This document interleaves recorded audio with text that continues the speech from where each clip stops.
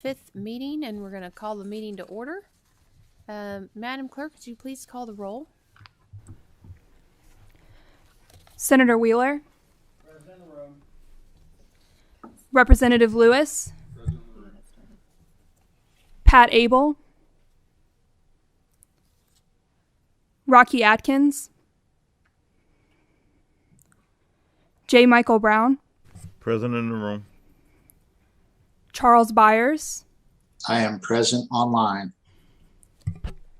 Jacqueline Coleman. Lori Dudgeon. Carol Henderson.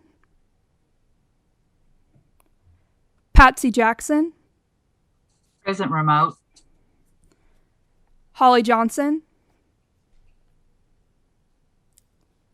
Ryan Neff. Mark Overstreet. Present remote. Katie Shepard. Representative McCool. Present from my district. Senator Southworth presiding. Here in the room.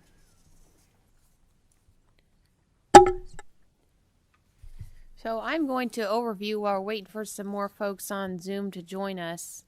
Overview kind of how we are going through this this morning. I do have planned to have a hard cutoff by noon, if we're not done with our business earlier.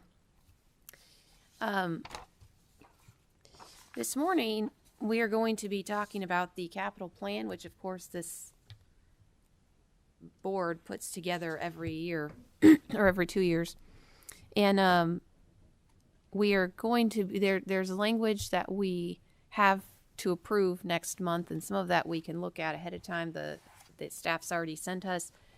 This is our booklet normally that we have, and so anyway, the language we'll be looking at that, as well as the core piece of our discussion today will be all of the different projects we've heard, presentations from various cabinets and agencies on their needs, and so we want to have a good, robust discussion among the members, because whenever we do discuss with membership, when we are in a quorum situation, we always have to have an open meeting, and I feel like it's important for the public to understand some of what goes on behind the scenes around here as much as possible. We can discuss what we're thinking as we make recommendations for our budgeting process in the next biennium. So another item now, I want to see, we have a new board member I want to introduce. Pat Abel. Are you on Zoom yet, Mr. Abel? Yes. Am I muted or can you hear me? You're back now. Awesome. Okay. Good to hear from you. So I just want to introduce Pat Abel was appointed from the executive branch. So for those who need an update, this board is made up of 16 members. 4 are from the governor, representing the executive branch. 4 appointed by the Chief Justice, representing the judicial branch. 4 are from the legislative branch, 2 senators, 2 representatives, and then 4 are members of the public. And 1 of each of those members of the public is appointed by each of those 4 groups: governor, Chief Justice, the Senate, and the House. And so Mr. Abel is now our citizen representative appointed by the governor. And he is filling the vacancy, or replacing now. John Hodgson used to be that member on the board, and his term has since expired. So welcome, Mr. Abel. We're glad to have you.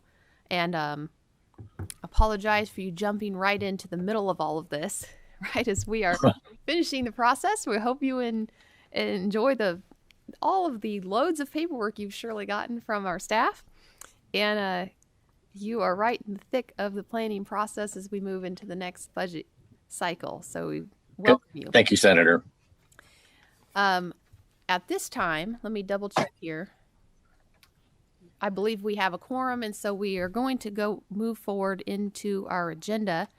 In the packets, we should have the minutes from the last meeting, and I would entertain a motion for approval.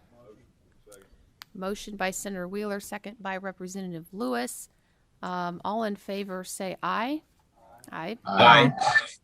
Opposed? Okay, the minutes are approved. Skipping down to the main crux of the meeting today, the statewide capital improvements plan for 22 through 28. I'm going to jump slightly out of order here. I want our staff to be able to discuss the actual core of the plan. I think this will help not only myself and other new members kind of get a framework for what we're dealing with. I have my version that they have sent us, and I want to point out briefly before they get into the details exactly what this looks like. So there's some great stuff at the beginning that summarizes what we've been dealing with and seeing throughout this entire several months that we've been doing this. And the draft on page let's see here, starting on page 6 of our draft, we'll see policy recommendation. Okay, and there's policy recommendation boxes again, page 8, page 10, and then as you move into page 13, there are several items here. You'll see the board recommends this, the board believes that, the board emphasizes these things in most of those paragraphs through page 13, 15. So those are items that us as a board, this is draft language, of course, not final, but we need to make a final action on this next month. So if staff needs to draft anything differently, adjust anything, we need to discuss that today. And of course, that's the purpose of us being here along with the rest of the report. So with that, our staff could tell us all what we need to know. Okay. So included in your materials today is the summary of the different sections of the statewide capital plan. We're presenting this for informational purposes today, and next month for your final review and approval, we will have the capital plan in a book format along with the project recommendations that are due September the 22nd.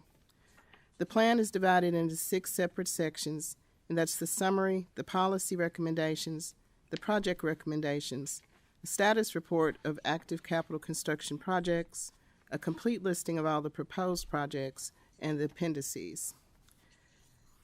Referring to the document that was uploaded to the website last week, the summary covers pages 3 and 4. We've pulled data from version 4 of the capital planning system, so the information that we're providing is as recent as August the 3rd. He can't today, but And make sure we are muted if we're on Zoom for the moment. Thank you. The planning system is closed right now, so there will be no further changes to the data before the plan book is published November the 1st. So referring to the chart on page 3 of the document, the value of all capital projects this period amounts to about $25 billion. During the last planning period, the total request was about $22 billion. And there's been an increase of $3 billion. Most of that is due to 3 cabinets with increases in their capital plans this year. Huge increases, and that's post-secondary ed, transportation, and tourism. The total general fund request did not change from the last planning period. It's still $7 billion. And this year, the agency submitted a total of 1,348 projects compared to the last planning period, whereas they submitted 1,300 projects. Moving on to page 4, you can see the project needs that are broken down by category. By comparison, in the last capital plan, the request for maintenance and renovation projects represented 49% of the total need, whereas this year it represents 47%. In 2019, capital construction represented 36% of the total need, and this year, new construction represents 41%. The next section is the policy recommendations. The plan contains 3 standard policy recommendations. The board has always recommended that the state continue to deposit sufficient amounts in the rainy day fund, and in the past that recommendation was 5% of general fund revenues. But if you look at the chart on page 6, historically, that deposit has been less than the recommended amount. So during the last planning period, the recommendation was changed to read that the deposit should be linked with revenue receipts and withdrawal provisions rather than a specific percentage. And I would point out that this year's deposit into the fund is the largest to date. And we received these figures for the chart from the State Budget Director's office last month. But before we publish the book, we'll make sure the figures are the most recent. The second recommendation is an endorsement once again of CPE's plan to request a post-secondary asset preservation pool in its capital budget request, which is due in November. CPE plans to request $700 million, combined with the institution's matching funds of $350 million, for a total pool of about $1 billion. The $1 billion pool will address high-priority preservation projects identified by the institutions. And if you look on page 9, you'll see the allocations of funds by institution. The last recommendation specifically addresses increased maintenance pool funding for those state agencies receiving maintenance pool allocations in an executive budget. And if you look at the rationale on page 11, you can see that this year the agencies, for the first biennium, they've requested a total of $130 million, while the past executive budgets have appropriated nowhere near that amount. The project recommendations start on page 12 of your document, and they include 3 items. The recommendations under projects to be financed from state funds include general recommendations for financing maintenance pools and equipment pools. This section also discusses long-range plans for housing state agencies, and it encourages the Department for Facilities and Support Services to continue its efforts to reduce the amount of state lease space. The specific project recommendations are the recommendations that you all will discuss today, and it includes projects in the categories of maintenance and renovation, new construction, and information technology. The projects are listed in alphabetical order, and they do not reflect a prioritized ranking. And we will have those listings available for your review at the next meeting, and the selections are due on September the 22nd. The recommendation under projects to be financed from other than state funds addresses factors that should be taken into consideration when authorizing projects with funding sources other than state funds. And you can see the list of other funding sources detailed on page 15. The comprehensive listing of proposed projects, which starts on page 16, will comprise the majority of the entire plan book. This section includes the listing of all the projects submitted this year for the 6-year period. The status of major state-funded construction projects starts on page 84, and it reflects information that's been reported in the Capital Projects and Bond Oversight Quarterly Report System. The system is open right now, and it will close on September the 24th. So after it closes, we will update the projects with the most recent status changes. And the last section is the appendices, and they include the board's governing statutes and 2 reports reviewed by the board this year: the Commonwealth Office for Technology and the Council on Post-Secondary Education reports. Thank you very much. So obviously there are a number of items to discuss, and I want to first jump in if anybody has comments or discussion items on the recommendations language, not the specific project listing. That will be the second thing we'll discuss today. But is everybody reviewed the recommendations and in agreement with those, or have any changes or discussion items that we need to address before this obviously gets voted for final approval, printed, published, and so forth? I have read through this. I'll start that discussion. I've read through this. I think a lot of these items are things we've talked about for a long time. As our wonderful staff mentioned, last year there was a change of course slightly on the rainy day fund budget reserve. I agree that we need to be working on that at all times. How these calculations work out, I don't know that this year is going to help us out because we had so much federal funding that came in and so many different kind of swaps on funding sources and so forth to be able to tell where we would be if we didn't have all of that coming in. So I'm kind of looking at the previous year's numbers to give us some indication how this is going to work, but obviously it's a little difficult to determine, so I don't see any need, at least my personal I don't feel like we need to change anything there. The Council on Post-Secondary Education, I felt like had a fairly decent handle on sort of how to prioritize the massive looming requests of our post-secondary educations.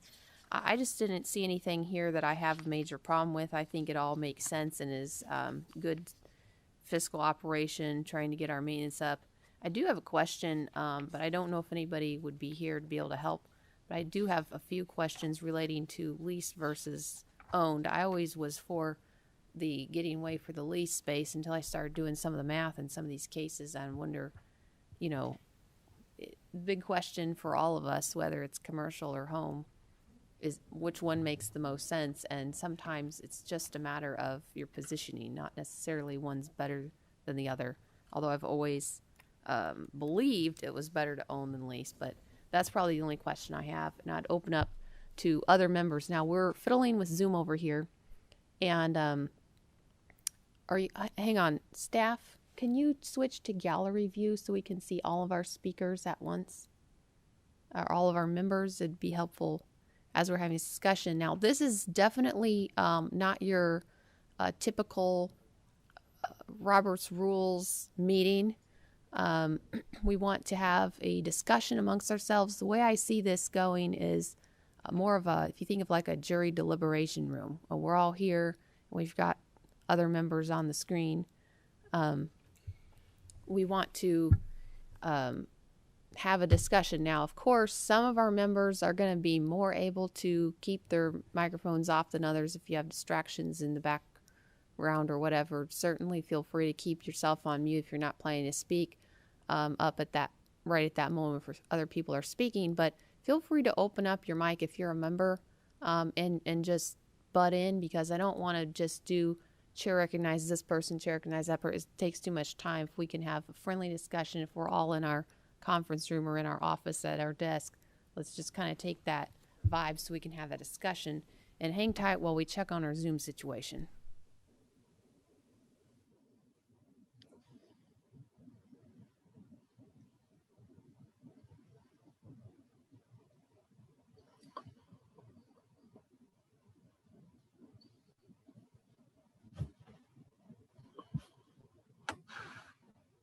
Okay, so we have the rest of our membership is on our screen, so we can at least see who's all here. And I'd open up a discussion for anybody have any comments or anything on these policy recommendations and board recommendation language part of the report.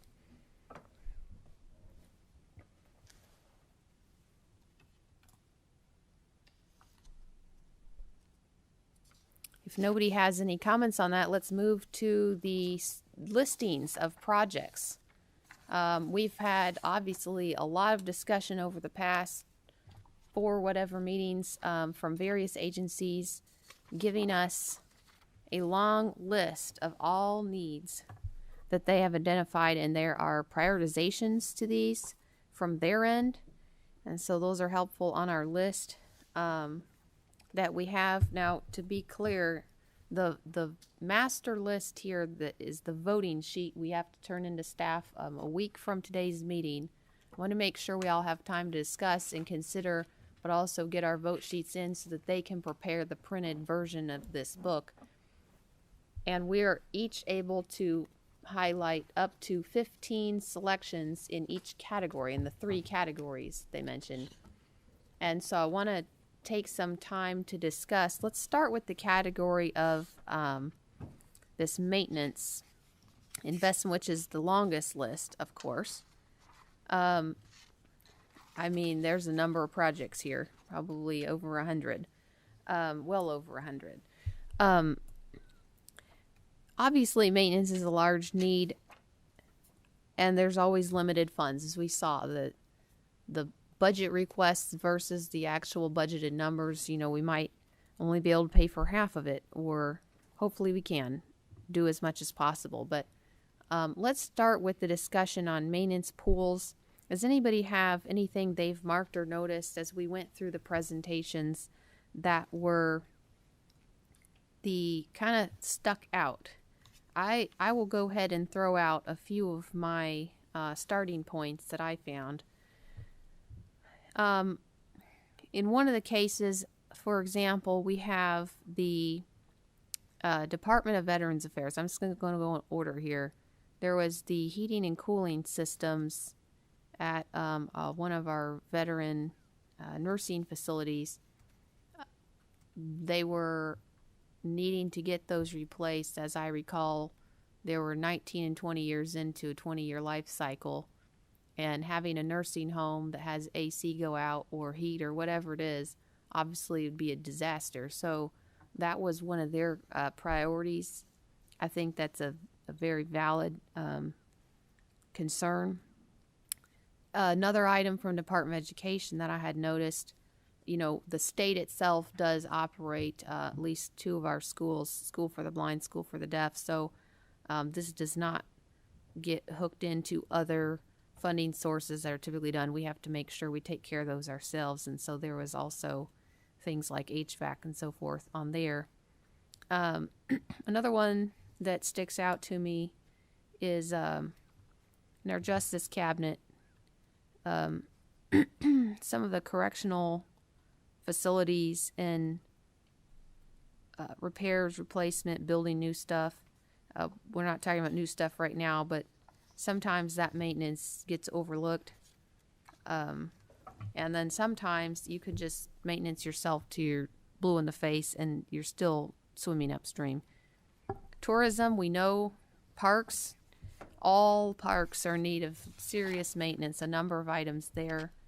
I didn't have anything that really stuck out to me that I have personal knowledge of that needs to be brought forward, but that's a number of things.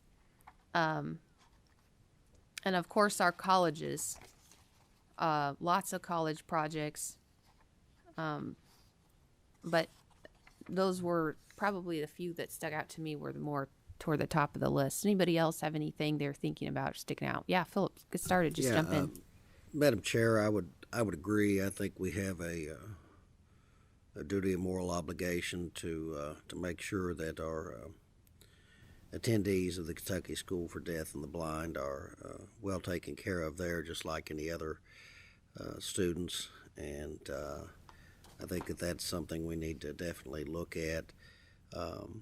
In addition, going back to what you said about our state parks, I think that Kentucky has always been nationally recognized for having one of the best state park systems in the entire United States. And, although I applaud the many workers, I was thinking we may have lost our colleagues, Madam Chair, but I looked up at the blank screen for a second. But I do think we need some investment into those. I've noted a couple within my district that and close to it that need some tender loving care that I know of myself. In fact, I think we recently had a event scheduled at the Jenny Wiley Lodge that had to be canceled due to some issues with that structure. So, Philip, do you have any of the actual projects numbers you can point us to as you talk?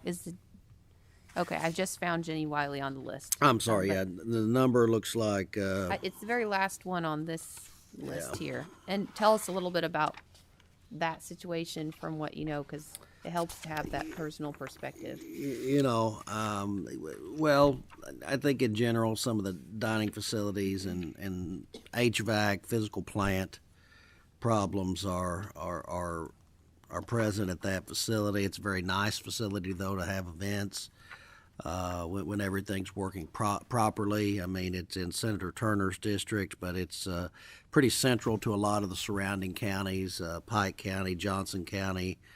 It's kind of a central location to have these type of things in eastern Kentucky. So, when it's not available in full functioning status, it does create some issues. I know the Kentucky Bar Association usually likes to have their annual update there for the attorneys in the region, as well as some other things. So I think that is something that that could use some work. And then, I also noticed the Yatesville Marina project, which is in Lawrence County. Lawrence County is actually the only county in eastern Kentucky to have actually gained in population in the last census, which wasn't a tremendous amount, but I think it's pretty indicative that there's some potential for growth there. They got a good business community, good leadership in the government. I know I've talked to the judge in the fiscal court there. They think there's a lot of possibilities to increase the tourism dollars surrounding Yatesville Lake. So I would consider that a priority investment because, it's obviously they have something good going. I think this would enable them to continue that positive trajectory. So I would definitely be advocating for that. And then maybe going back to what you said about justice and public safety, the Eastern Kentucky Correctional Complex, I think that was opened in the closing months of the prior administration and has been pushed even further by the current administration. That provides some needed housing for our prisoners or overcrowded jails and prisons in Kentucky. It also provides a lot of good paying jobs for the region, for a region which sorely needs those. So I think that the building was vacant for some years. I think it previously had a private company operating in it. It needed some upgrades, and I think that needs to be continued to preserve those jobs and preserve those that housing for our inmate population. But overall, I would like to echo the chair's commentary that I think this was a pretty well thought out list. It seems like that there was some real effort put into this, and I was pleased to see the focus of in this list. Does anybody here have any personal knowledge about the Kentucky State Police post request? Because I know we heard, from the cabinet. Representative Lewis, could you talk to us? Because I'm just glancing at this. It hasn't really been discussed, and I'd like to get a better handle on that. Among other things, just throw out any other thoughts you had. But at least cover that at some point. Yeah, thank you, Madam Chair. I've had quite a few discussions with the state police, in particular Lieutenant Colonel Kyle Nall, looking at their facilities, especially down in Harlan. It's in great disrepair. Actually, a good friend of mine who retired from the state police, he gave me a lot of knowledge of that post, and it was just in terrible conditions, and I believe Richmond was as well. But across the board, the state police have several needs, ranging from a driving track, which they're, having to use a facility in Lexington at this point, maintenance pools, but just a lot of neglect in general over the years. So any way we can help them, I think, is a good move. Yeah, it's one of the things it's not on the first list we're talking about, but as we get into the new construction and the other stuff, I know their radio thing, they're still working on that. That's a big one that's been ongoing for the last few years. But anyway, back to the maintenance, though. I know I've been in some, but not nearly enough, and I need to hear a little more about that.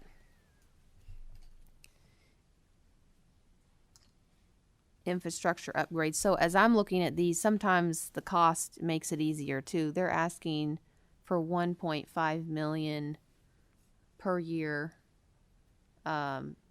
Increase total on our list here for their infrastructure upgrade from the KSP is $3,827,000 in state funds. They have a number of locations, so if you do the math and divide that down by the locations, that's not a terribly large ask. It sounds, it's more or less reasonable in the scope of things, and so it could be life changer, but it's not like these $84 million projects where we can only pick one, you know? So I like taking care of our stuff. It makes me nervous when I see we have an HVAC pool that needs $33 million. You start freaking out. There's a lot of buildings out there to take care of. Yeah, go for it. Yeah, Madam Chair, and going to what you mentioned, I think another, the requests by the community and technical colleges. I mean, I really feel that this is probably an area that often gets a little bit overlooked in favor of the larger universities, but I think a lot of these technical colleges are feeder institutions to the larger universities. I mean, my dad went 2 years of community college before transferring to the University of Kentucky. I think it provides a lot of low-income students with the opportunity for higher education. In addition, I really think that the vocational training that's offered at some of these facilities is paramount in the new economy, and I think that we want to make these places attractive for students to obtain careers. And I think based upon the requests here, we can see that we haven't really put the funds to make these facilities be their best. And I mean, although it's a lot of money, if you add them all together, I noticed that they don't even add up to what UK asks for their facility renewals, and some of the other enormous asks by the University of Kentucky and University of Louisville for single buildings. So I think we ought to definitely prioritize the community and technical college system, because, like I said, I think that's probably one of the best tools we have to bring education to more disadvantaged communities.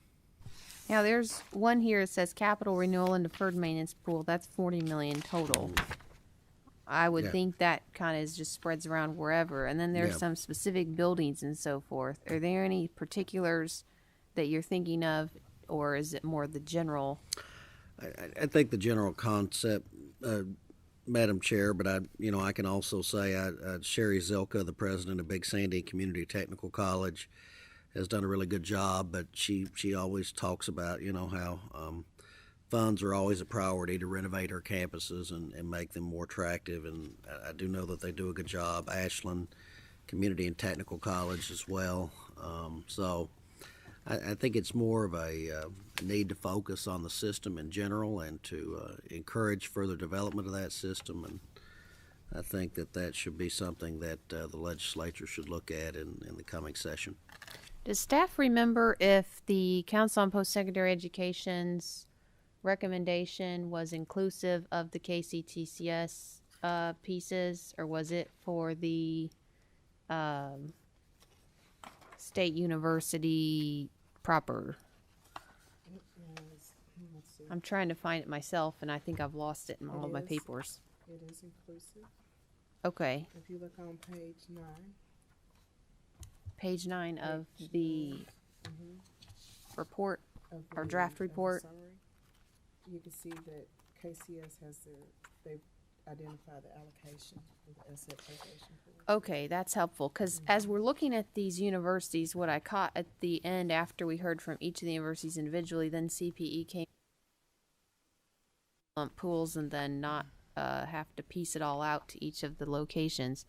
And so I'm trying to decide, I mean, it didn't sound like a bad idea, but I'm also trying to decide, do we need to make any special focuses or exceptions to that general idea? And as I'm looking, so we're on page 9 of the draft report. KCTCS represents 12.5% of the total. Suppose that's total need. Is that what that is? The total, that's their portion of the pool. Their portion of the pool. Okay, yes. So they allocate according to, I don't know whether it's students or whatever it is. So state funding, they're suggesting in CPE's recommendation of the 700, million total, their recommendation would end up with KCTS getting 87 million. So if you do the math on that, and KCTCS is asking for 40 million in their capital renewal and deferred maintenance, plus a variety of other projects, they could get, half their stuff kept up with, plus do several other, most of their other projects are in the $4 or $5 million range, 1, 2, 3, various things. I mean, they've got everything on here from a welding shop, fire alarms, and different roof replacement. They could get several projects done with that number. I don't know if we have the 700 million. That's the big question, of course. But that's CP's recommendation. Any thoughts on that? If we should go kind of toward CPE's recommendation, or if we should take a look at these more one at a time?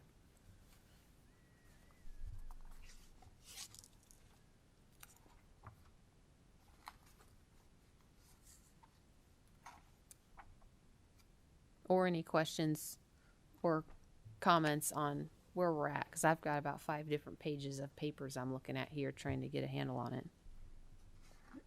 it. Senator Southworth, this is Dr. Jackson. Yes, please. I just wanted to make a comment and follow up to what my colleague just shared, and I appreciate the passion with which he spoke about higher education, particularly in the eastern area of the state, where those colleges are really the doorway for many students to really develop a better life. I have years and years, decades actually, of experience in higher learning at the community college level, and this is an essential area. So regardless of where we place it, I hope that we place a lot of value on supporting these colleges, because these communities honestly would dry up without them. So I appreciate his comment. Well, I entirely agree. They are a backbone, and I'm trying to look through the list here. Most of these on this list seem to be on the edges of the state. There's a couple of projects here that may be in the middle, but I do agree a lot of these are on the edges, and I'm wondering if that's because the edges haven't been taken care of as well over the years as the middles. We've got members from the edges, so if you have specific thoughts, I mean, I'm from the middle, so, but I understand the needs on the edges because I visited out there. I've been to a number of our KCTCS locations on the edges. I wholeheartedly agree with you, Madam Chair. Many of the colleges, I think, in the rural parts of the state really were impacted by the economic downturn. And with that, obviously, we would love to have the opportunity to offer more opportunity for students and to grow and develop. The facilities are important that we have the space in which we could do that. But I think that those areas are particularly hard hit with economic downturn. So I think it is imperative that we have facilities and programming to really re-energize and reinvigorate these communities, particularly in the eastern and southeastern part of the state. And I will add, on behalf of our constituents that are not represented by the membership of this committee on the far western corners of the state, they have a long drive to come see us in the middle of the state, because the left half of the state's longer than the right half. But in some cases, although they have nice wider roads and less curves and mountains. So anyway, there's a number of these on there as well. Co-Chair McCool, are you on the Zoom? Because I'm looking for my KCTCS report that we had talked about before, and I want you might have some insight or comments in this area, and I don't want to cut you off. I know on Zoom it's hard to jump in, but please jump in. Thank you, Madam Chair. Yes, I agree with you and our colleagues that the community college certainly needs attention. It's essential for our communities, and to follow the CPE guidance, I think, would be a very good step. They just do. They've needed it for quite some time. I don't think they really had. I think the president, or not the reporter last time, talked about they hadn't had a capital construction done in quite some time.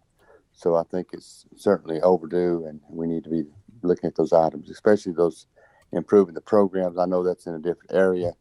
And I think you mentioned the welding. That is certainly one that needs to be considered. I do know about that one quite well, but I think it's essential we do that. Thank you. Well, I see on the welding shop that I saw is at Big Sandy. Is that one that you know about? Yes, I do. I actually know quite a bit about that one, and that it needs an upgrade. Hadn't been upgraded since the 1960s. So with the technology changes and all the procedures changing, it needs, and they have had full programs for many years now. So it's something that's ongoing, still a major need, and really has had great not only enrollment but great placement from the welding program. So when you get all that going, and we still need to upgrade it with better facilities, it just makes it more attractive and better for the students. So this Along with project I'm seeing is $2 million to upgrade the welding shop at Big Sandy, for example, number 18 of the agency priorities on this maintenance list. As I'm going through, the very first priority is the capital renewal deferred maintenance pool, and then we start going into specifics. They've got different items, E-Town and Gateway and Ashland, different ones. And so we finally get down to number 18 out of total of 28 on this list. And it says upgrade welding shop Big Sandy. Now, I know there's been a lot of discussion about welding, and there's a lot of good things that we teach at KCTCS. But I'm wondering, is this a situation where, we're the Capital Planning Advisory Board, okay?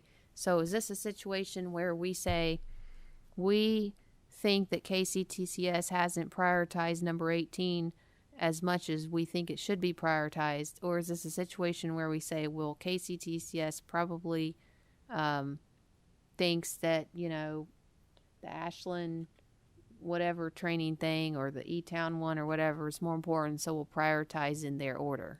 That's what I would like to hear, and you might have some comments on that. Anybody really, but the ones that have already spoken up, that's one of the questions we have to ask as this board is, how do we want to prioritize those things and ship that out as our recommendation? Well, and not knowing how they looked at this to prioritize the list before it came to us, I don't know what criteria they used, Madam Chair. But at the same time, I do know the need is there. The students are there, and the jobs are there. So I know that it all connects and makes more productive for the whole community.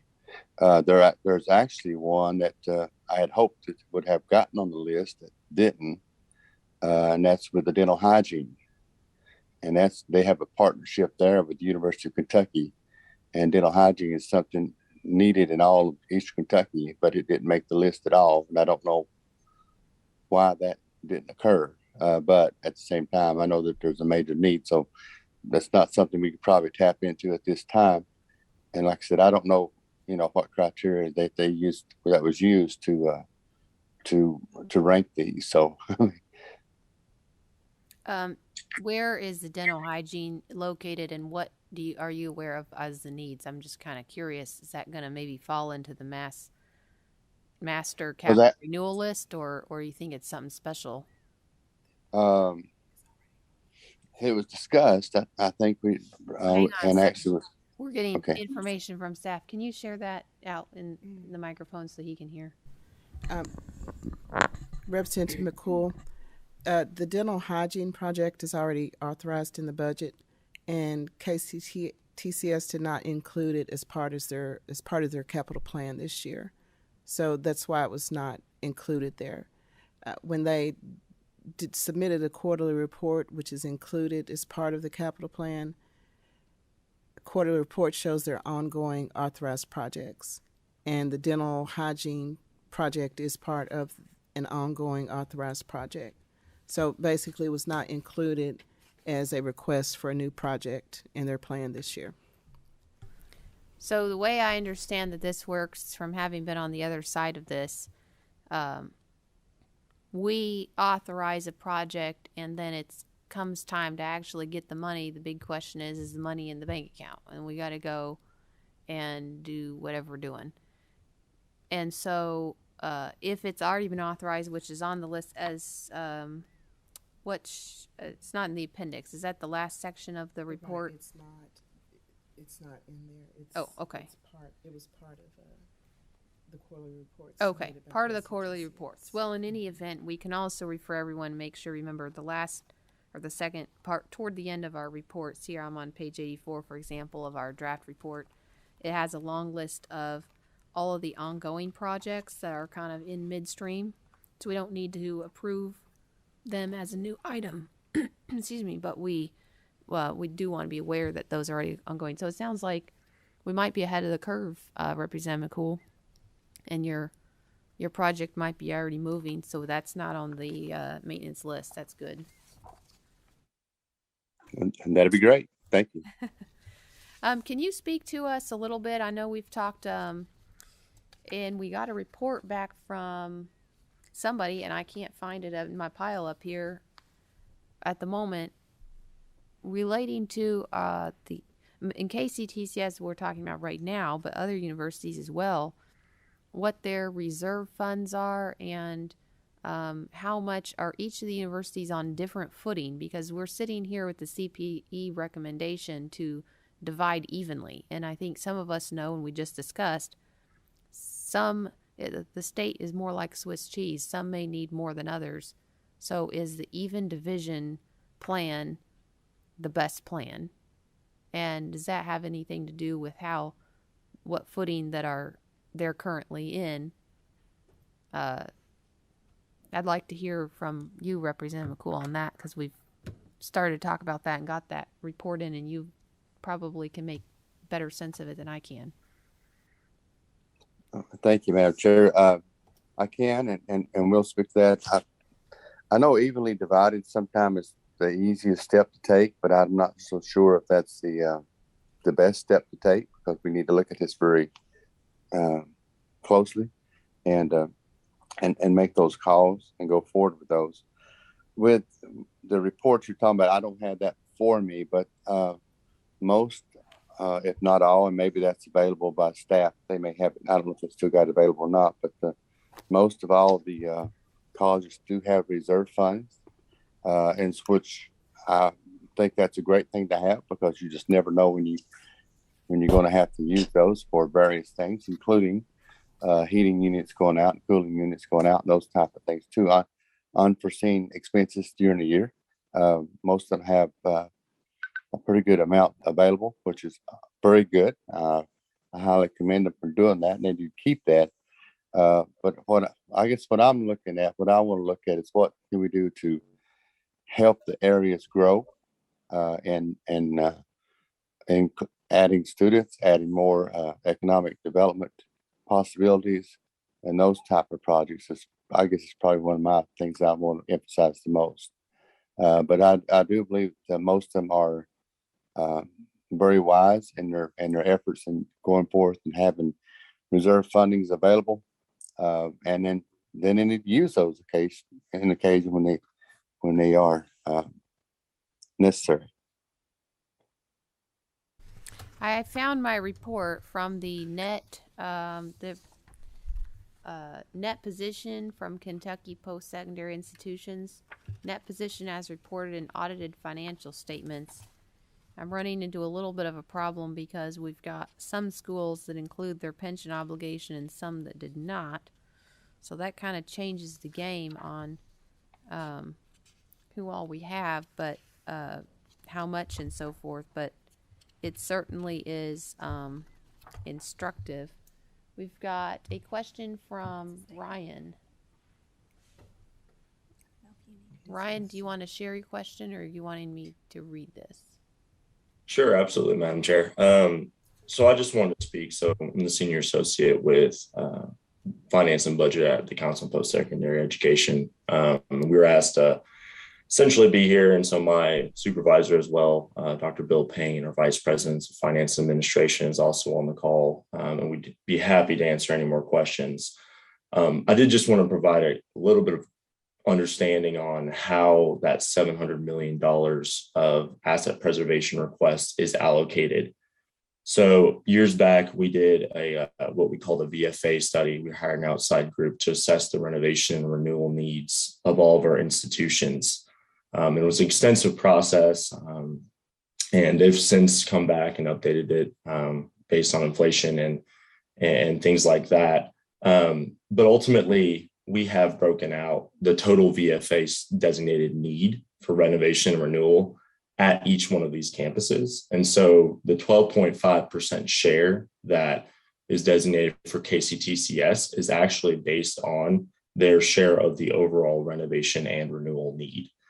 So to put that in perspective, they have, according to this study, $758 million of renovation and renewal need at their campus out of a total of over $6 billion. And so just to be clear in that sense, that it's not necessarily an equal distribution, but it was built upon a designated need from our outside kind of consultants that came in and did this study on our behalf.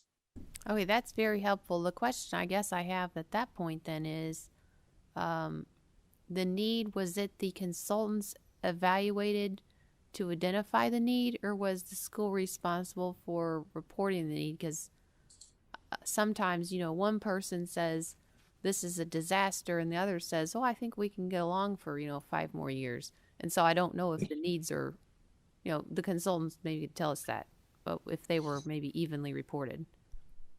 Yeah, and it is my understanding that it was the consultants, hence why we wanted to have a third party come in and to do a really good objective assessment of the institution's needs. Yeah, this is Bill Payne, Vice President of Finance at the Council, and Ryan is absolutely correct.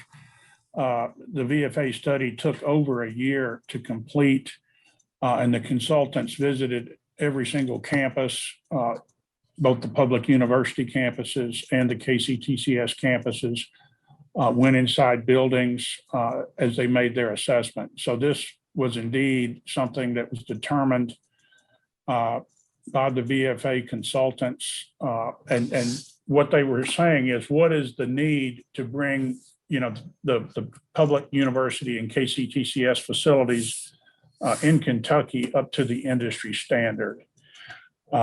And their projections, of course, they said if you don't address this need, are going to increase over time. And by 2021, that need was estimated to grow or projected to grow to $7.3 billion. But to answer your question directly, the consultants determined the need. It was not reported by the institutions.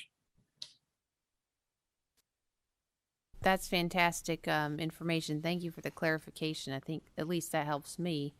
I'm doing the math here, and so under the 12.5% on the CPE plan for KCTCS, for example, we can get up to their figure after about project number 8 or so, 1 through 8 on this maintenance.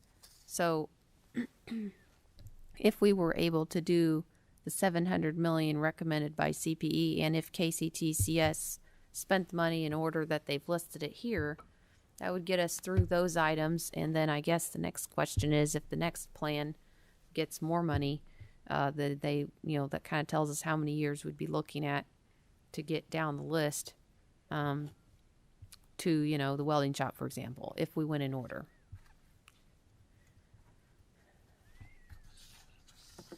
Madam Chair, just this is Bill Payne again, just to provide one additional piece of information. The $7 billion number, of course, the $700 million that we would recommend for this upcoming biennium is 10% of that $7 billion need. We are asking or will recommend to the governor and the General Assembly that the institutions match those dollars 50 cents on the dollar. So the institutions would provide $350 million of other source funds, something other than state general fund, if the state provided that $700 million. So it's a little over $1 billion that would be used to address that $7 billion need. So that would get us about 15% of where we need to be in terms of reaching the industry standard with our current E&G facilities on these campuses. So I did just want to make the committee aware or the board members aware that we would be asking the institutions to provide 50 cents of their own resources for every state dollar provided to address asset preservation in the upcoming biennium. Thank you. And I did note that language in the proposal. I guess the more functional question is, does UK's ability to bring in other agency funds, private donations, so forth, exceed the ability of KCTCS to do the same thing? Yes, that is correct. Obviously, the two research campuses have access, to annual giving, endowment proceeds, other sources of revenue that, our comprehensive universities and KCTCS would not necessarily have access to. That is correct. So is there anything in the proposal that would adjust, let's say, for example, that the KCTCS and potentially there's others as well. I'm sure everybody's on a scale somewhere, but I'm just kind of comparing like the Goliath versus the David here. 50 cents is a flat rate. So I see that maybe it'd be maybe more appropriate as a proposal to do a sliding scale to some degree or somehow. I'm just trying to figure out how we can ask KCTCS to pony up 50% of their state funds that they're receiving. I'm not entirely sure how many other sources of income they have versus, a research university. To respond to your question, there was one biennium, it was about a decade ago, where there was a sliding scale applied. And I want to, if I'm remembering correctly, it was 70 cents on the dollar for the research campuses and 50 cents on the dollar for the others. In most bienniums, we have requested or recommended rather a dollar for dollar match because we feel like, approximately half of the funds that are used to educate students come from state taxpayers. The other half comes from tuition and fee revenue. And we see this as a partnership where students and families, the state and institutions need to work together to address this need because it is so large. And that's one reason that we went with the 50 cents on the dollar match for this upcoming biennium instead of a dollar for dollar match is because we're still in kind of the throes of this pandemic and our institutions are starting to hopefully come out of that. We're going to be returning to in-person learning for the upcoming fall semester. But at any rate, in recognition of the financial difficulties some of our institutions faced last year because of COVID-19 and are, actually continuing to face into this, this new academic year, we went with the lower 50 cents on the dollar match as opposed to a dollar for dollar match. But you are correct, Madam Chair, that there was one biennium where the two research campuses had a larger 70 cents on the dollar match as opposed to the 50 cents for the comprehensives and KCTCS. So that's helpful to know. I'm going back to what you said about tuition dollars. So do we have, and that's a good point, do we have any numbers on whether the tuition dollars compared to other funds received at someplace, for example, KCTCS, are percentage-wise the same as, let's say, at the research universities?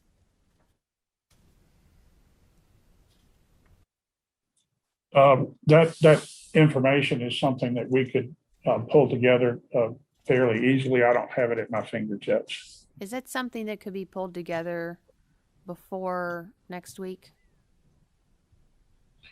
So what you're asking for is, what is the share of educational cost that is paid by the student versus the state share, and looking at the differential between KCTCS, maybe the comprehensive universities and the research universities.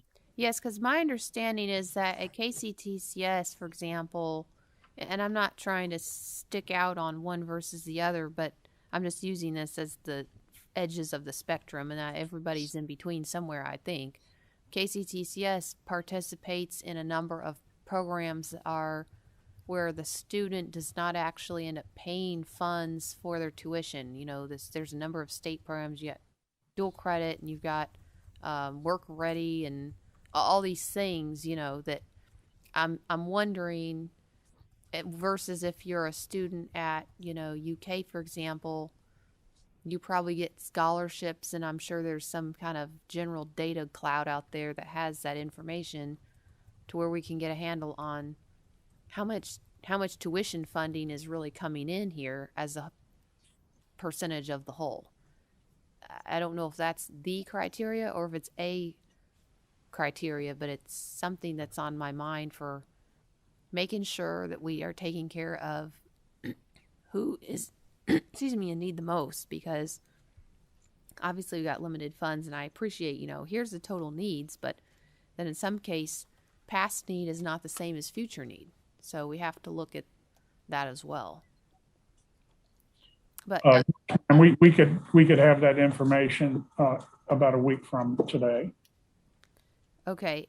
Is there any way to get it slightly before? Because a week from today is our deadline. We told our staff we'd have our final decisions to them to be able to print in the report. And I would really hope that our members could be at least apprised of that piece of information before we print our final report. Is that any way possible? Yeah, we can get that done relatively quickly. So next Wednesday is the 22nd. That's our deadline for our recommendations to the staff to print the reports. So if we had it out to the members, today is Wednesday, could we have it like by Monday? Yes, ma'am, we can do that. Okay, I really appreciate that. One of those questions we should probably have asked 25 years ago, but I mean, maybe they did, but I think we need an update, particularly in light of the current situation where I think a lot of costs and education have changed, but with the delivery models changing and all that what we just mentioned, the whole shutdowns and pandemic stuff going on.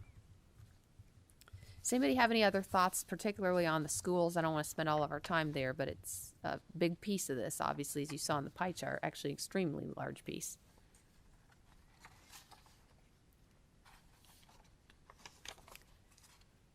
Okay, and anything else on maintenance in general?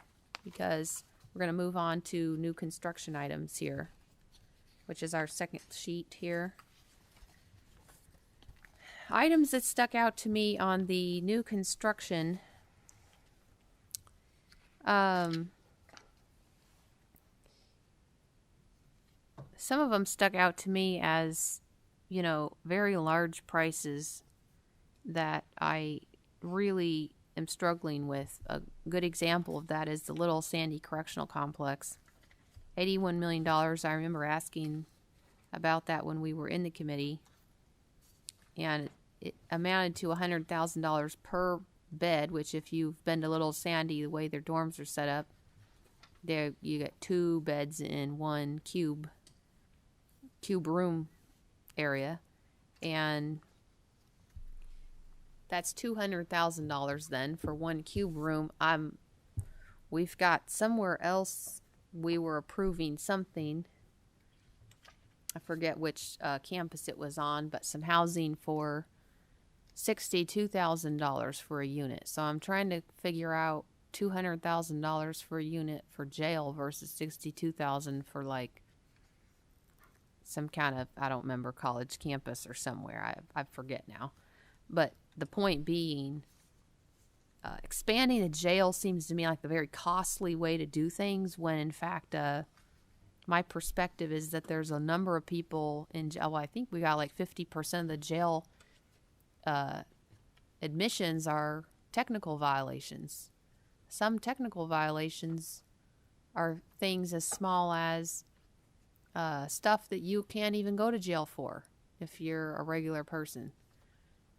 And so this is a policy question I want everybody to be thinking about. So, I mean, I'm deep into this policy question, but do we need to spend a ton of money trying to make sure we have space for overcrowded prisons, or do we need to address why we have overcrowded prisons? We've got people in prison that are not being helped by being there, and they're not helping the public by being there either.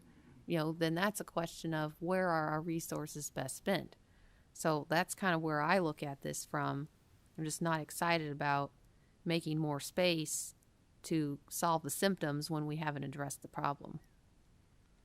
One of these items says KSP has a number of things. One is security. Where there's a skills pad, you mentioned that earlier, Representative Lewis. I'm looking for, maybe the radios are on the other one. I don't know where they are. We'll look at that. Let me find that. Is that an IT? I was wondering if that was an IT. Oh, we'll get to that later. Okay. In any event, I'm concerned about the parks. New construction at the parks. I feel like we don't have the money in now to maintain what we have. And as much as some people want to say, we need to upgrade and increase new things at parks, concerns me we can't cover what we've got. We almost need to try to narrow down where we're focused and get some things really shored up before we can just start building more things that are going to create more maintenance issues for us. That's kind of my thoughts on the parks. Let me scroll through the rest of this list here. I think everybody heard me talk about it in the committee earlier. Department of Aviation, the building to get new T-hangers sounded like a great idea, but the money just did not pan out, cost versus benefit. That was a concern. And then, of course, these post-secondary education numbers again. There are a number of colleges that I feel like have really, really large asks for new buildings. And I'm not entirely sure with all the maintenance that we need to do, if some of it's not necessarily so feasible. Madam Chair, if I might. Yeah. Yeah, I mean, I'm assuming these 16 new hangars, is this in Frankfurt, Capital City Airport? Yeah, I'll find. I mean, and I'll say that one kind of surprised me, given the proximity of Frankfurt to both Lexington and Louisville, particularly their airports. I mean, it's just, you go down Versailles Road, take a left, and you're right at the Bluegrass Airport in less than probably 15 minutes, and then, Louisville's airport's actually, I think, on the east side of Louisville. So I mean, that did strike me as somewhat superfluous. As to the Little Sandy Correctional Complex, it's my understanding that those expansions, and I understand that there's a potential philosophical debate here, but as has been saying, I mean, I'm not fundamentally opposed to some criminal justice reform, but most of the people that are in prison, these aren't first-time offenders. These are people that are second, third, fourth, fifth, sixth, seventh, eighth time offenders that do cause some problems for society at large and people who choose to live decently. So I think to just cut all these people out there amongst us is not necessarily something I would be in favor of. But as to the project itself, the Little Sandy Correctional Complex is one of the largest employers it is the largest employer in Elliott County, one of Kentucky's most disadvantaged counties. It's my understanding that this expansion is actually proposed as an attempt to relieve some overcrowding in the more urban areas of Kentucky, I believe around Louisville in particular, and some of the problems they're having in a few of those facilities. I agree the cost of the beds does seem a little bit high. On the other hand, I think you also have to look at the fact that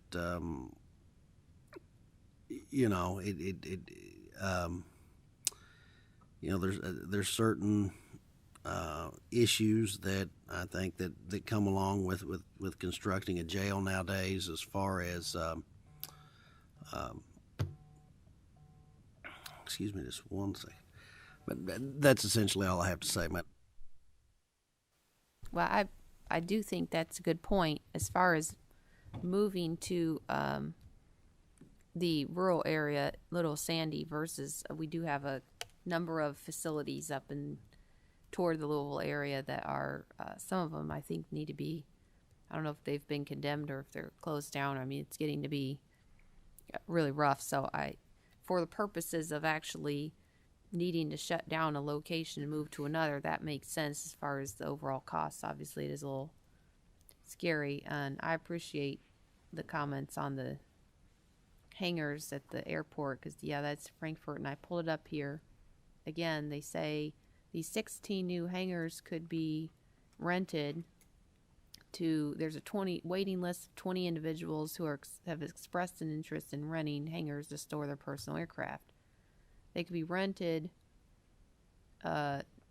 average, I don't know, market rate for that, would rent, and total revenue would end up being $21,840 a year. So for a $2 million project, we're 91 years into this thing before we even hit sea level.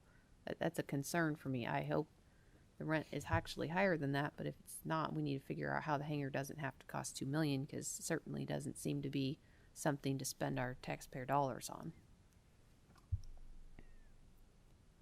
Representative Lewis, could you talk more about the skills pad or any other items you're aware of? Because that's something that interests me as well. Yeah, as far as the skills pad, yeah. So I had the privilege of going out there about 2 years ago, I guess. And so these troopers, when they're learning their driving skills, they really don't get enough time because they don't have the availability of the property. And so when you go back and you consider all the lawsuits that come out of whether it's regs or just lack of training, the people that I talked to, they thought it would actually probably save the state money down the line just in lawsuits alone, just because they would have more time to train. And for those that did need to work on certain areas, they could. Right now, they're limited quite a bit. That's pretty much what I got. Well, I was hoping for more driving training, and what I'm seeing here, it says it's a multi-purpose asphalt pad and enclosed storage structure, so they can do improved driver's trained cadets, which I'm all for. Do you know if the space that they're planning on putting this would in the future be able to increase or be added on to, perhaps for a driving track that's bigger? Because the skills pad sounded to me like it was kind of like I'm comparing it to the one in Richmond. You kind of have the up front part where you could do more of the maneuvers and stuff, but then you have the actual driving track. And frankly, in Richmond, that driving track's way too small anyway to do what I would call really good training. Right. I think we need to expand. I honestly don't. It's been a couple years, but I'm sure they'd come out and show us. Yeah, right. Well, my understanding, as they were talking about, we have a lot of space here, and of course, we really need to focus on our driving training, I think, for our police of all sorts, because, as you mentioned, lawsuits, yes, crashes, injuries, fatalities, and so forth. If you see what we're working with so far, it's actually amazing we've done as well as we have. Any stress we can relieve on that system, I think, is in order.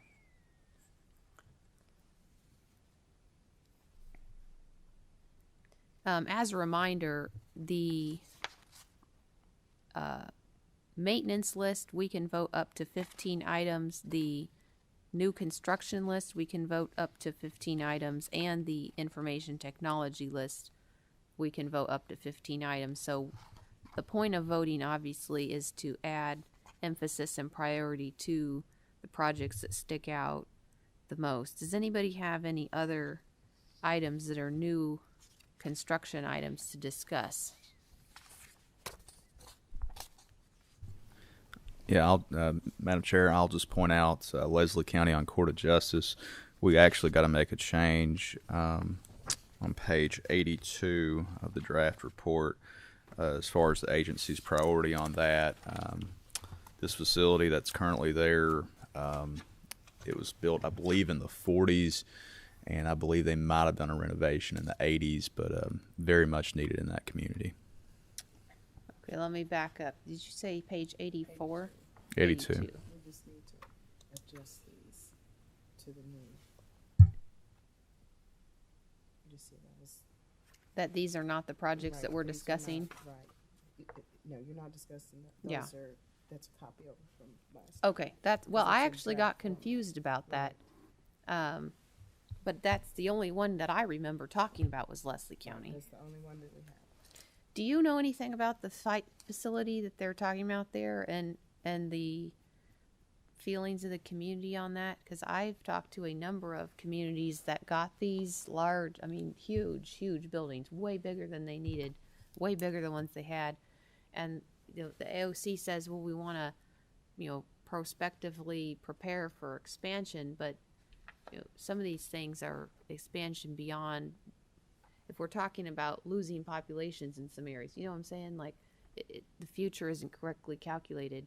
And a lot of communities end up, because this is not all state funded, and the communities end up kind of in the ditch trying to get things paid for, and then think about, maintenance on top of that and so forth. And a lot of times, a few years after the fact, the communities really bang their head against the wall trying to figure out what to do. So I want to know, has anybody done study on that, and how's your community over in Leslie County feeling? Well, from the public officials and the citizens I've talked to, they think it's very much needed. As for the study itself, I believe, didn't AOC do the study? I haven't seen the exact study that warrants it, but they said it was a top priority in the state. Well, they kind of have like a laundry list, and so they'll tick off a few each year. So I think it's up to your turn now.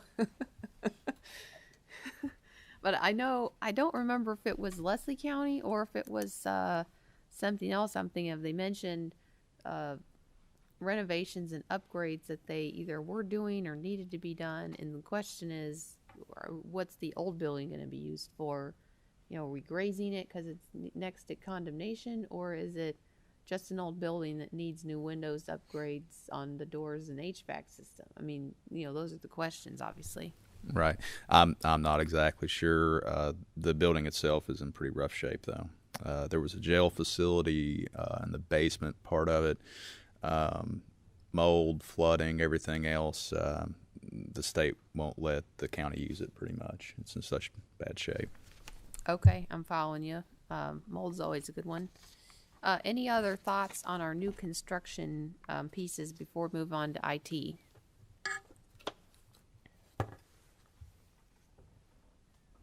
And members on Zoom, please remember you can unmute anytime and just jump in. All right, well, let's look at IT to finish out our discussion today. The projects, some of them that I marked that stuck out to me, we have the EMARS. The EMARS system is a high priority for a number of, because everybody uses it. And I agree, the EMARS system doesn't seem to be 2021. And if they can make it even better, that's the way we share and get information, and everyone, it goes to the public and I just think that's kind of one we should really make sure we don't miss. The case management system for Department of Public Advocacy stuck out to me also, because that is one of those agencies that is always understaffed, always underpaid, always overworked, just about drowning. And I feel like if they had a technological solution for the price of $1,650,000 to pull that together, think of the number of staff potentially that they could replace with technology, right? That they don't even have the staff anyway. So what I'm saying is, it just sounds like a project we might want to focus on. KSP radios, emergency radio system replacement. That's been long standing. We mentioned that a few times. It's on this list. I think the total price on that ended up was like 140 million or something like that total. And this is a phase, I think phase 3 or something of that total project. And this is going to be over a 10-year period of time, according to the information I looked at. So that was an interesting piece that kind of stuck out to me. And then I do want to hear a little bit more if anybody has any comments on the Kentucky Wired items, but certainly any items that anyone has comments on.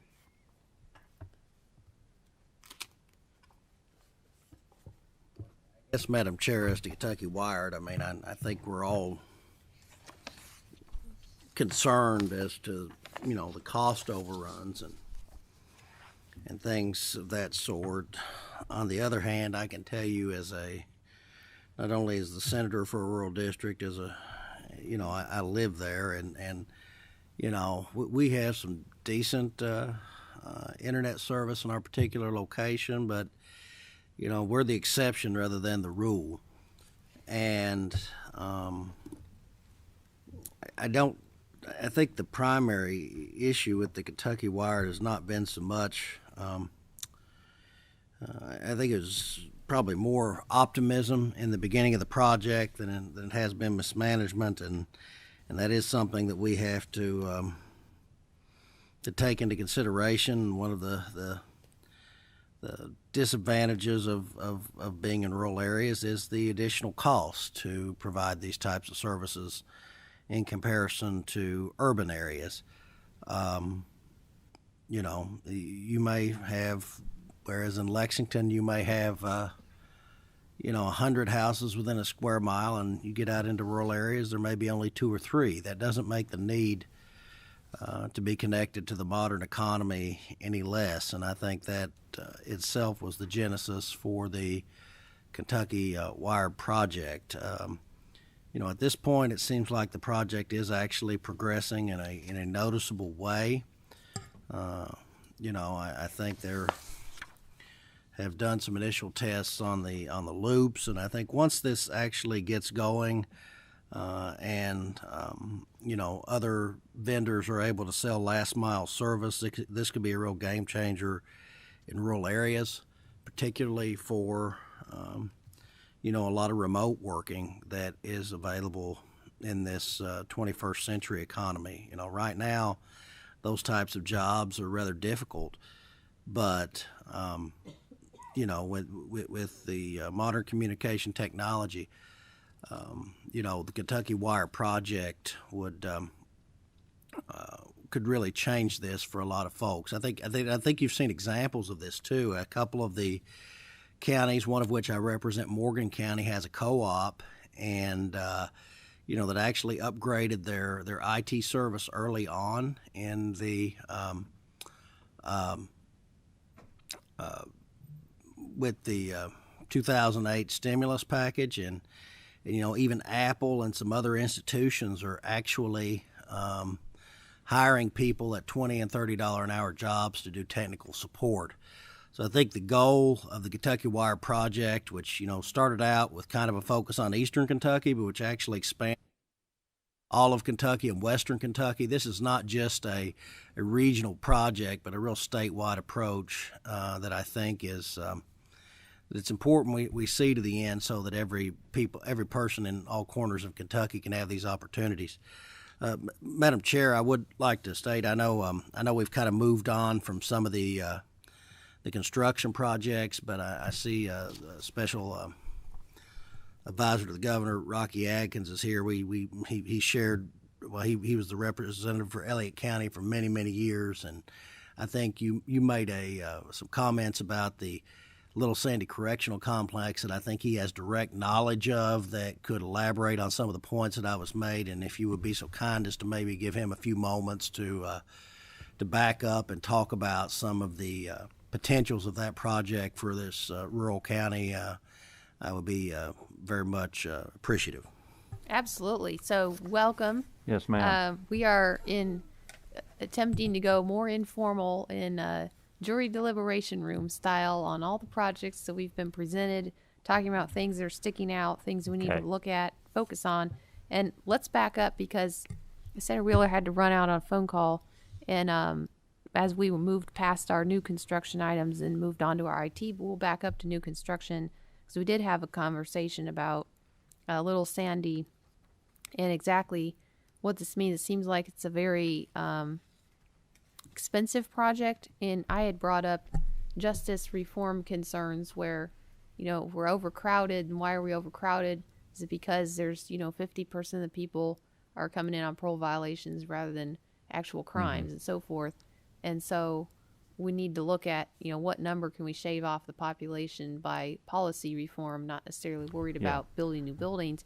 Then he did mention the importance of some of the other facilities that we need to actually get out of or vacate because of bad in Louisville area and so forth. I can't remember which all ones are the worst, but so if Little Sandy would actually become one of our larger core ones that we have out in the rural area, if other facilities are going to be shut down. And so please just jump in and share your thoughts on all of that or any other items on our list since you've just now joined us. I didn't hear the conversation, and I apologize for being late. I've been across the street in a couple of meetings this morning. But just in this last budget, the General Assembly passed monies to start the planning and design phases on the Oldham County, Kentucky State Reformatory, I think is the right name for that, and the hospital that is there, and the condition of the hospital to go in and do the renovation, and the cost of that and the expense of that. So there is an appropriation in the current budget we're in to basically start the planning and design to basically relocate that at a different place, a different location. So you also funded in the last budget the monies to plan and design phase 2 of the Little Sandy Correctional Facility, and that is basically because one of the dormitories at the Kentucky State Reformatory is also in such age and bad shape to do any type of rehabilitation or to knock it down and build it back, do the cost of that as well. So this is basically a relocation of the inmate population. When Little Sandy was built, it was built to double the size. And of course, the cost of basically the amount that you see is to build phase 2. So in the current budget is the money to design and plan. And this was basically a discussion that we had, Senator, among the local elected officials and leaders within Oldham County, along with the speaker and others. So everybody would kind of understand how this scenario and how this plan would work. So the property that the state owns in Oldham County is a very valuable piece of property that can be used for some type of working with the local community on possibly industrial expansion. So everybody in Oldham County, leaders, speaker, the senator there, everybody is in on that conversation of kind of what the whole game plan. So in speaking with John Hicks and everybody involved, even though it is a big price tag, there's no question, for the longevity, the amount of money really is the best way to go for the taxpayers for the long haul. You'll have a facility of Little Sandy, of course, that is the last facility that was built in Kentucky as far as our correctional facilities, and all the site work and everything done was done for phase 2. So that is the thought process, working closely with correction, taking into consideration what you said as well on the reforms that we've done, potential prison population in the future. So this would be a relocation of current inmates that are at Kentucky State Reformatory that would be relocated because of the condition of the facility in Oldham County. So that is, I'm trying to think how old Little Sandy is now. You know, it's my home community. It seems like yesterday that we actually opened the facility, but time flies, I guess, when you're having fun. But now to look at the future and also to see where potential workforce may be. As you know, we're facing an issue there as well, but potential workforce where we may be able. And the thing about, I want to mention this because I think this is important. As we talk about this, the ability to relocate within the same community for people that work in the correctional facilities in Oldham County now. I can't name all of them. There's several of them there. There is that commitment and guarantee that those employees who are at the medical facility, who are within the correctional facility itself, those employees will be relocated within those communities, within other correctional facilities within the local community. That actually brings up a really good point. So, I mean, I'm sitting here going, all right, I like the idea of, obviously, one of the things we've talked about, cost of living, getting out of Oldham County and going to Elliott County changes the dynamics because we all know the correctional officers are just not competitive pay rates, and that is another topic for a different committee. But the it helps a little bit to get out of the expensive, high rate areas. And as you're saying, though, you have a population base. Can we have a mega facility in an area, and what radius are we pulling from to get enough workforce to be able to get there? Well, it's a regional project.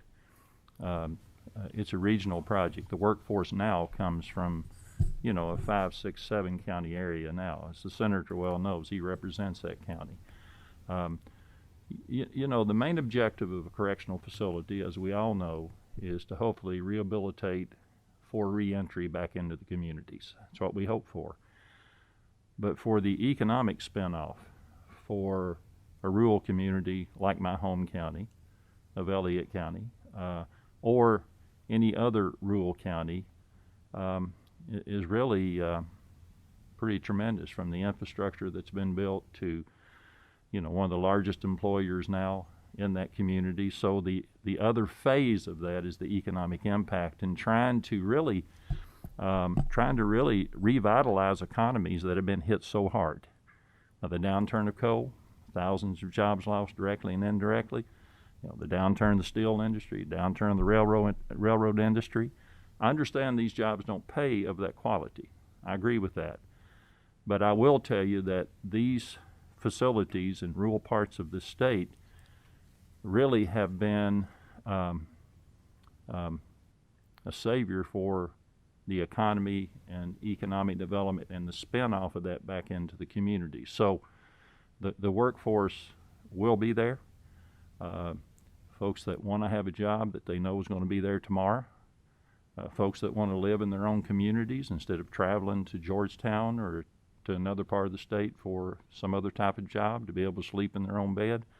The workforce will be there, and it will be a regional project that will draw a senator from the entire northeastern Kentucky region, as it does now. And Madam Chair, I would like to say I had extensive discussions with Advisor Adkins last session about this, and as he really eloquently stated, it's a win-win project. It's a win for Oldham County in that it provides them with some additional opportunities for industrial expansion, but it's also a win for our rural communities around Elliott County, and for Elliott County in particular.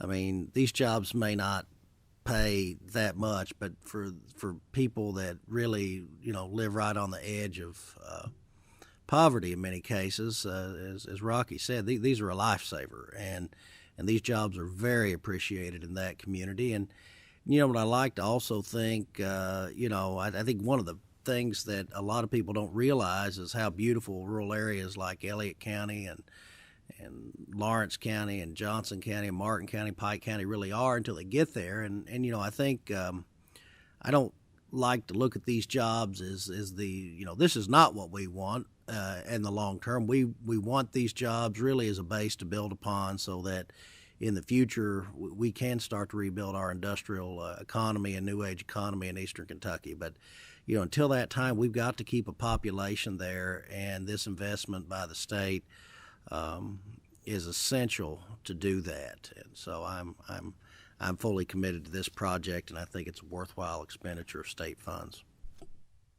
I have another question then. So my understanding, as I recall, because it says phase 2 facility, I felt like we were doing the dorms there that they have like the footing or whatever set up for. Is there, because I don't recall other buildings and facilities as part of the expansion, but are you suggesting that the phase 2 of Little Sandy is more than the additional dorms? Because I was kind of thinking, well, how are they going to do, the dining hall? The dining hall's not that large, and the education building's, regular size. And so if we double the size or whatever of the total inmate population, I may be missing some pieces there. Here's what I remember from phase 1. Site work was done for phase 2 while they were doing phase 1. I believe that many of the buildings were also built for the expected expansion at some point in time. I do not know what else would be included. I know much of the infrastructure, for instance, wastewater treatment plant was built for, phase 2. Matter of fact, the little community of Sandy Hook, the whole wastewater treatment plant was rebuilt, which was another big deal for a little community, So I can't answer outside of the dormitories themselves. I'm not the expert in that field. What else would have to happen to attach all that and make it work? Somebody in facilities, probably from corrections, I know can answer that much better than I can. But I do know the dorms, site work is finished. What else has to happen? What other buildings would have to be enlarged? I'm not for sure about that. Well, I appreciate you all's input, because you have pretty much talked me into that expanding Little Sandy to phase 2 is a great idea right now, and I was not there. That's why we have these meetings. You can watch the total transformation. Okay, moving back to information technology and or any other topics that anyone wants to add into. I think I mentioned my thoughts on some of the IT projects. Did anybody have any other projects they wanted to kind of bring forward or touch back on? Oh, one I missed that I did not mention earlier was this Council on Post-Secondary Education Student Portal, the college and career pathway. I liked the idea. They were trying to get everybody onto one system to where then you could see, credits transferring and all this stuff for our students to be able to navigate and move around our entire state college system. I liked that idea. CPE always seems to have some $2 million IT project grand idea that is actually pretty helpful. So I threw that on my list as well of things I wanted to put out there as something that I think would be valuable.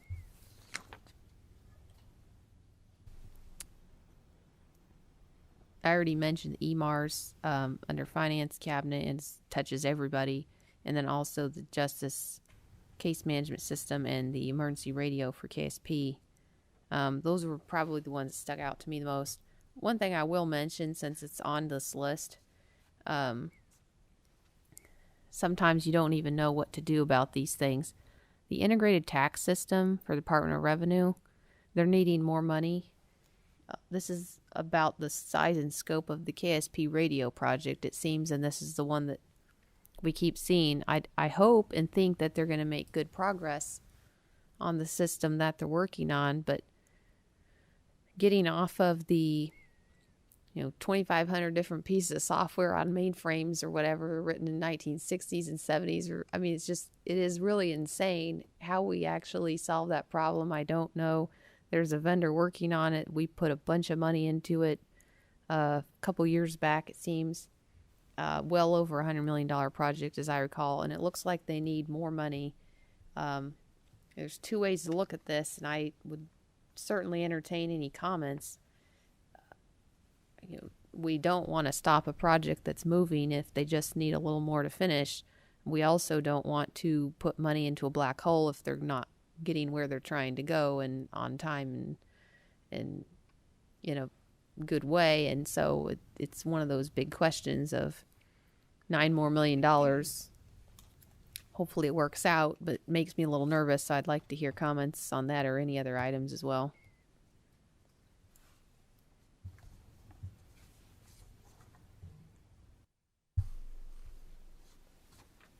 If there are no IT experts would like to discuss these items, everybody feel free to share any closing thoughts before we adjourn the meeting. Well, Madam Chair, I think this has been a very helpful discussion today, and there's been some positive dialogue in here. I appreciate your very open and informal conversation that you brought about today. I think it's brought out some very good points for projects throughout the entire state, and I look forward to going through this list in great detail before we make our final recommendations next week. Awesome. I appreciate that. Obviously, the goal is to try to get us together and in an open forum we can make sure the public's invited at our open meetings where we have a quorum of our group, but also be able to discuss as we have heard all this stuff coming at us, and we never really have time at the meetings to discuss with each other. It's more us and the agencies. So, of course, we're all available, email and so forth. But reminder, these lists that staff sent out to us, we need to turn them back into them no later than a week from today, with our markings up to 15 items in each of the 3 categories so that they can tally up our total focus points and stick them in the report. Now, the next meeting is going to be October the 13th at 1 o'clock, praying nothing else weird happens and we're changing the dates and times. And that meeting, it should be shorter than our normal meetings because we really just need to review that report and make final approval for that. Staff have anything else you need to add, clarify before we adjourn? Okay. Motion to adjourn. Thank you very much. Motion second. Without objection, we are adjourned.